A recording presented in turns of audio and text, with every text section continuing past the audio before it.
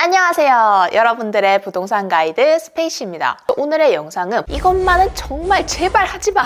No! 부동산 초보가 자주 하는 실수입니다. 조금 손해를 보더라도 손절을 빠르게 할 수 있는 주식과는 다르게 부동산의 경우는 들어가는 돈이 워낙 많다 보니까 고초를 많이 겪으시더라고요. 만약에 이 영상을 보는 분들이 불인이라면 저도 당해봤기 때문에 이 단전에서부터 끌어오르는 진심을 담아서 정말 이것만은 안 했으면 하는 실수들을 한번 정리해서 알려드리겠습니다.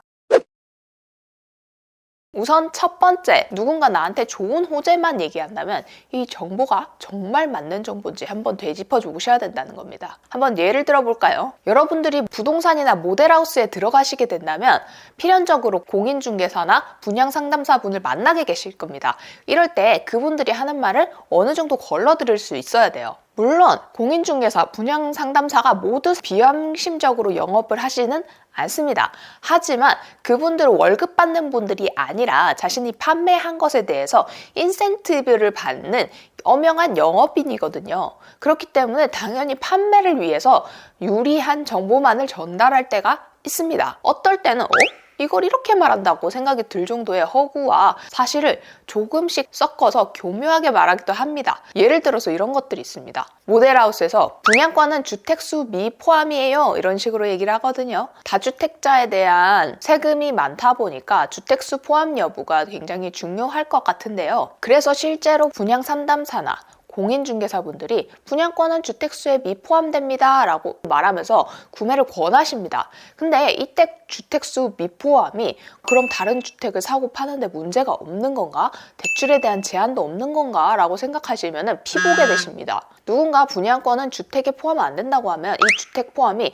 청약 시에 포함이 안 된다는 건지 대출 시에 포함이 안 된다는 건지 취득세, 종부세, 양도세, 비과세, 양도세, 중과세 모든 영역에서 적용되는지를 따져보셔야 돼요. 분양권 기준으로 얘기하자면 청약 신청 시에 분양권이 주택수에 포함이 됩니다. 또 대출을 하는 데 있어서도 한계가 있는 것이 맞고요. 이렇게 분양권이 주택에 포함되지 않는 영역은 종합부동산세밖에 없습니다. 어차피 종합부동산세는 고가주택이 아닌 아파트로 처음 투자하시는 분들에게는 대부분 해당 상황이 없기 때문에 거의 의미가 없다고 봐도 되거든요. 이런 식으로 교묘하게 영업 멘트를 섞어서 얘기하는 경우가 있습니다.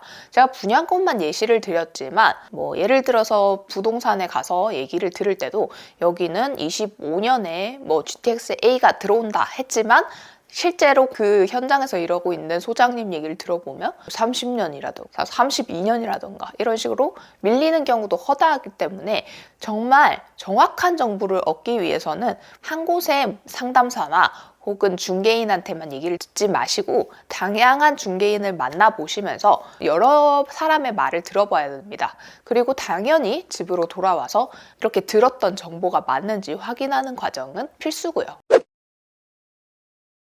두 번째, 여러분들이 은퇴를 앞둔 연령이 아니라면 작은 월세 투자에 연연하지 말라고 얘기를 드리고 싶습니다. 정말 원데이 클래스 하다 보면은 많은 수강생들이 저 돈이 없는데 아파트 말고 빌라나 오피스텔로 시작하면 안 될까요? 이런 질문을 정말 많이 해주시거든요. 근데 저는 두 가지 측면에서 이건 좀 말리고 싶어요. 첫 번째, 시세 차익이 나는 건 거의 힘듭니다. 오피스텔이나 빌라 같은 경우는 대표적인 월세 상품이거든요. 그렇기 때문에 집값이 잘 오르지 않아요. 일단 상식적으로만 봐도 빌라나 오피스텔은 아파트보다 공급하기가 조금 쉽죠. 그렇기 때문에 언제든지 그 동네 안에서 경쟁자가 나타날 수 있고 그에 따라서 내 물건 점점점 순위에서 밀려나게 될 거예요. 그렇다고 재개발을 기대하자고 하니 빌라 같은 경우는 어느 정도 그럴 수도 있는데 오피스텔 같은 경우는 원래 깔고 있는 땅은 작은데 높이 지어놨잖아요. 그렇기 때문에 얘를 허물고 다시 지어봤자 위로 올릴 수 있는 한계선이 있기 때문에 많이 올릴 수가 없어요. 세대수가 그럼 늘지 않겠죠? 그렇기 때문에 건설사가 들어올 이유가 없는 거예요. 세대수가 많이 남아서 그걸 분양해서 건설사가 이득을 내는 건데 전혀 이득이 안 남겠죠. 이런 이유 때문에 시세 차익을 생각하는 거는 조금 현실적이지 않다. 이런 얘기 하고 싶어요. 그러면은 월세만 생각하면은 오피스텔이나 빌라 해도 되나요? 그것도 저는 연령대가 조금 어리시다면 좀 말리고 싶은 생각이에요. 왜냐하면 손이 많이 가는 경우가 있거든요. 여러분들이 빌라나 오피스텔을 순수 다 현금으로 사시지도 않을 겁니다. 분명히 대출도 있으실 텐데 월세 한 50에서 60 받아서 대출 2, 30 내고 나면 내 손에 떨어지는 거 2, 30뿐일걸요? 2, 30만 원 받는 친구들이 주택임대 사업자를 내서 10채를 모아가지고 200, 300만 원을 현금으로 만들겠다. 이론적으로 가능하긴 합니다. 그런데 이 10개 이상의 물건을 가지고 있을 때 이 관리가 굉장히 쉬운 일이 아닙니다. 갑자기 천장에 물이 터질 수도 있는 거고요. 월세를 체납할 수도 있는 거고요. 그런 게 10개 이상 있을 때 변수가 어마어마합니다. 부동산을 하는 이유가 불로소득을 원해서잖아요. 근데 이렇게 10채 이상 늘어남으로 인해서 거의 불로소득이 아닌데? 완전 노동소득인데? 라고 생각될 만큼 손이 많이 가는 경우가 있거든요. 그래서 이렇게 당장 월세가 갖고 싶다라는 이유로 무작정 오피스텔의 수를 늘려가는 거, 빌라의 수를 늘려가는 거, 이제 일을 그만두고 월세가 당장 필요한 은퇴 연령층이 아니고 내가 좀 어리다라고 한다면 정말 말리고 싶습니다. 세 번째로 얘기 드리고 싶은 건 다주택자가 되는 것에 너무 집착하지 말라는 겁니다. 막연하게 다주택자를 부자라고 생각할 수도 있지만 막상 실상을 까보면 순자산은 얼마 되지 않는 경우도 굉장히 많습니다. 혹은 높은 대출 이자에 허덕이는 경우도 있고요. 너무 많은 세금으로 골머리를 썩고 있는 경우도 있죠. 저도 6년 동안 투자를 했고 주택 3채, 상가 1채가 있습니다. 근데 사실 유튜브에서 강의를 하는 사람의 포트폴리오 치고 절대적인 개수로 볼 때는 그렇게 많은 편이 아니거든요. 그런데 지방에 있는 상가주택이었는데 요거 한 채로 무려 6년 만에 12억을 벌었습니다. 제가 왜 다주택에 집착하지 말라고 하는 줄 알겠죠? 오히려 무작정 개수를 늘리는 것보다 똘똘한 것 하나가 더 많은 수익을 가져다 줄 때도 많다는 겁니다. 물론 저도 지금보다 조금 더 어렸을 때는 돈이 없으니까 싼 물건을 여러 채 해볼까 하고 달려들었다가 손해를 본 적도 있습니다. 그런 경험이 쌓여서 저는 지금은 한 채 한 채를 사더라도 정말 오를 만한 포텐이 있는 좋은 상품만을 골라 담으려고 노력하고 있습니다. 특히나 연봉이 높으시고 가지고 있는 시드가 많으실수록 분산해서 여러 개를 가지고 있는 것보다는 똘똘한 걸 하나에만 집중해야 되는 시기입니다. 인생을 너무 하드하게 살고 싶지 않다라고 하면 똘똘한 거 한 채를 정말 좋은 걸 사는 걸 오히려 더 추천드려요. 네 번째, 한 가지 투자에 맹신하지 마세요. 예를 들어서 정말 불인이 분들이 많이 배우는 것 중에 하나가 경매더라고요. 물론 경매 잘 활용하면 정말 좋은 투자 수단이 맞습니다.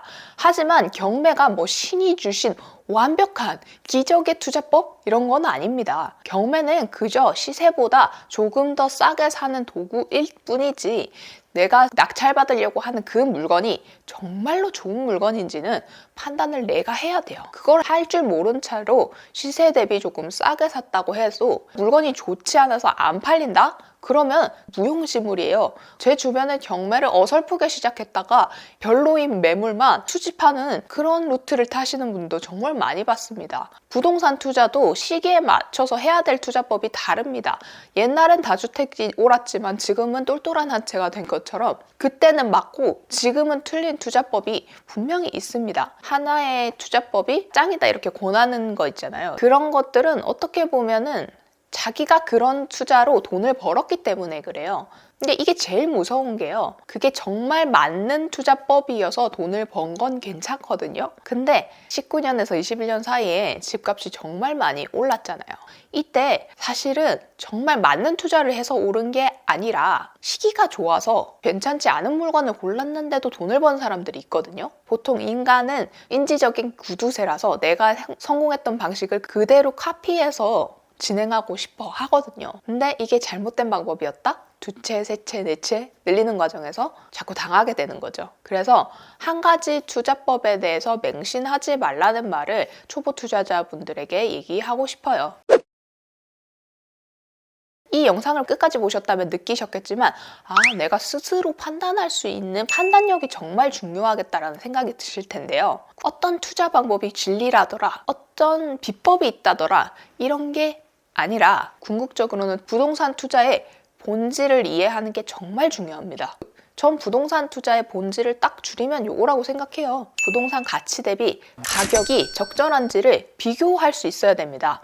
내가 원하는 지역이 있는데 그 지역에 몇 평형, 몇 년식, 몇 세대짜리 아파트가 어떤 시세인지도 모르고 이 아파트의 가치가 왜 이렇게 좋다고 하는 건지 내가 입지를 모른다면 그 가치조차 알기가 힘들거든요. 시세랑 가치 둘 다 깜깜한 장님 상태에서 판단을 하려고 하니 당연히 막막해질 수밖에 없죠. 정말 아무것도 모르겠다, 사기당할까 봐 두렵다 할 때는 내가 정말 부동산의 가치 대비 가격이 쌀 때 사고 있는가, 이거에 대해서 한번 고민해 보시면 좋을 것 같아요. 근데 나는 가격을 보는 법도 모르겠고 가치를 판단하는 법도 잘 모르겠는걸요? 하시는 분들이 있으실 겁니다. 불인이 상태로 내 집 마련을 할 때 뭐부터 해야 될지 깜깜하신 분들을 위해서 다위 커뮤니티에서는 내 집 마련 로드맵 5단계를 제공하고 있습니다. 아래에 고정 링크 댓글을 클릭하셔서 한번 놀러 오셔도 좋을 것 같습니다. 오늘 준비한 내용은 여기까지였고요. 저는 부동산 가이드 스페이시였습니다. 여러분들의 좋은 하루를 응원할게요. 그럼 안녕!